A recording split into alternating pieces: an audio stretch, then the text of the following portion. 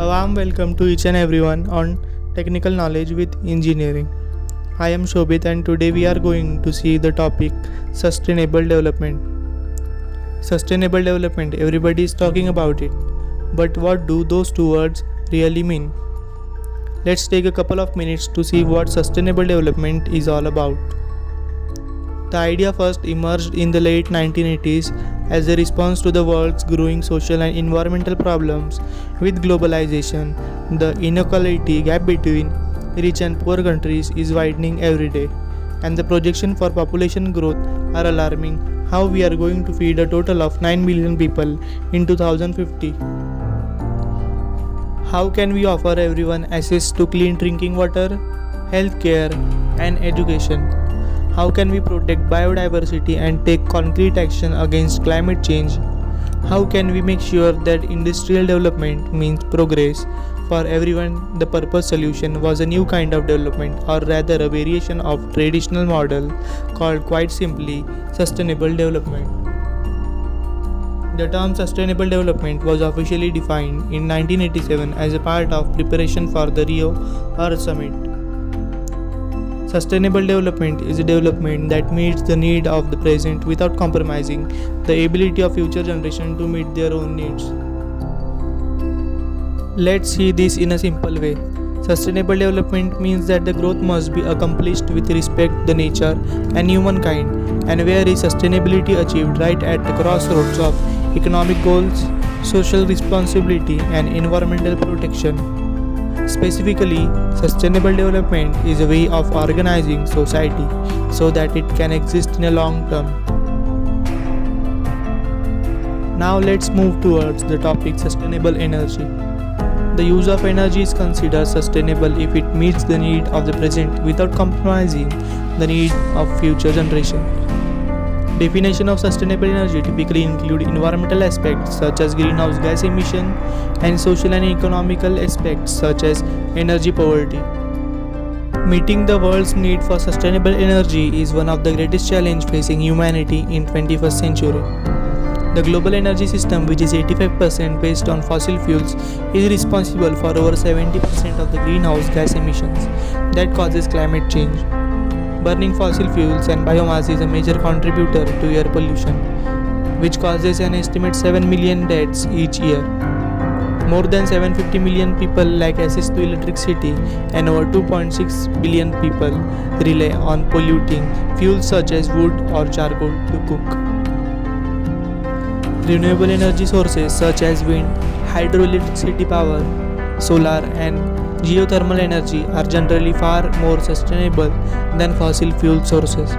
However, some renewable energy projects such as clearing of forests to produce biofuels can cause severe environmental damage.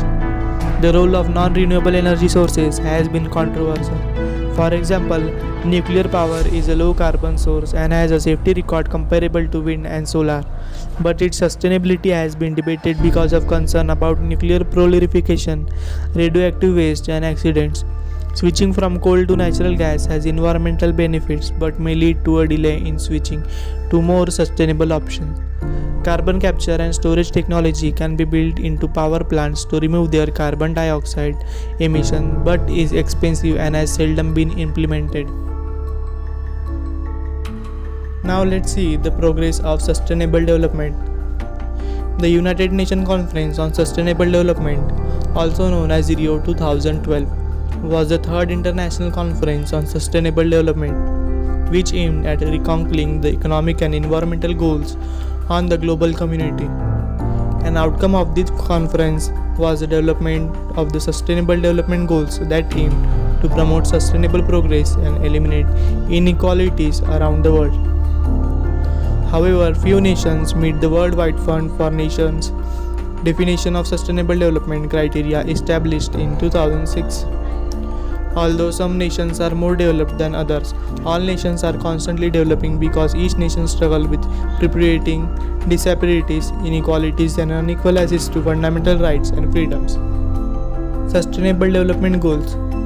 The Sustainable Development Goals (SDGs) or Global Goals are a collection of 17 interlinked global goals designed to be a blueprint to achieve a better and more sustainable future for all.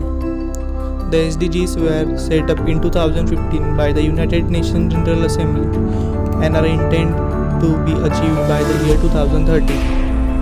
They are included in a UN resolution called 2030 Agenda, or what is colloquially known as Agenda 2030.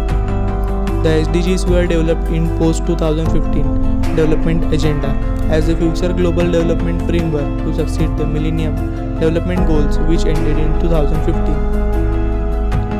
Steps for sustainable development. First, energy utilization. Current pattern of energy use has raised many questions because the natural source of energy have a limited supply. It has a negative impact on the environment and there is a threat on its sustainability. Second, water conservation.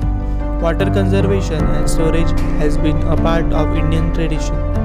It has been seen since the times of Indus Valley civilization, ancient forts and various water harvesting conservation tanks.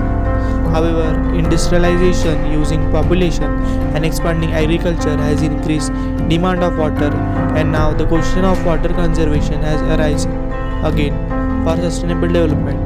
Steps taken for water conservation are: A.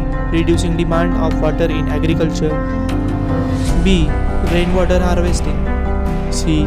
Reduce pollution of water by industries. C. Increased awareness, etc.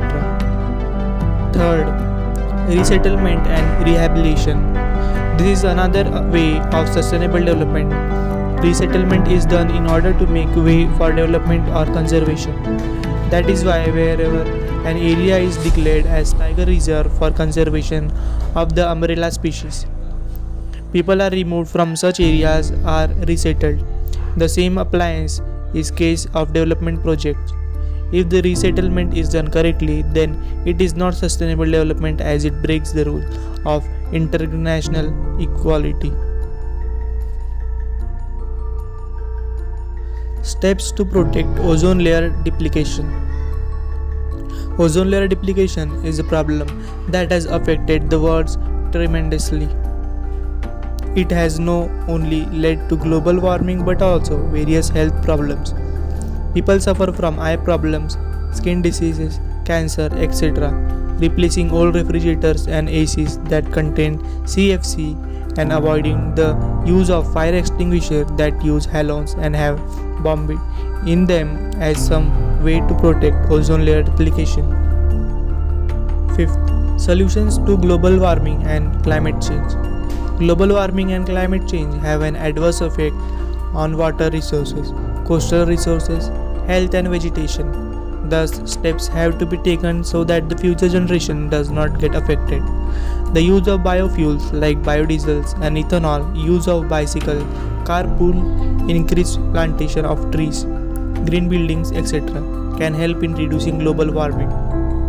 6. Pollution control boards and pollution control acts in India.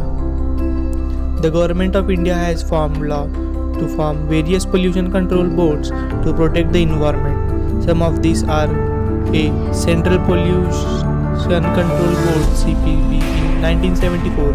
B. Water Conservation Act 1974. C. Air Prevention to Control of Pollution Act 1981. D. The Environment Protect Act 1986. E. Wildlife Protection Act 1971. 7. Environmental Impact Assessment. It is a tool used for making decisions about development and projects and programs. It is a method through which environmental consequences of a project can be determined. Various assessments under EIA are climate impact assessment, ecological impact assessment, environment adaptation, etc. 8. Precaution principle. This is a new principle for guideline human activities toward prevention of environment and human health. The principle was introduced in 1987 and considered as an important part of policy decision relating to environment protection and management. 9. Polluter pays principle. The principle states that those who pollute will pay for the damage made to the environment to the Finance Pollution Control Department. This method of environment financing got the name of polluter pay principle. 10. Beneficiary pays principle.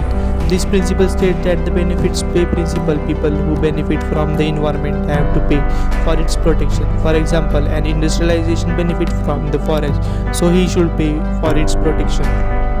11. Role of NGO. Many a times government agencies are not able to reach people, implement program guideline, communities create awareness, then it is the role of government organization that become important.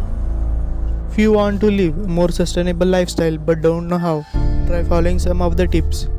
Save energy, eat less meat, use reusable alternatives, go paperless, use renewable energy, recycle and reuse, grow your own produce, donate unused items, save water, buy fair trade products, don't waste food, use eco-friendly cleaning products.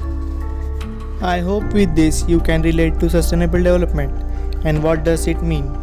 Thank you to each and everyone for giving your precious time on watching this video. Thank you.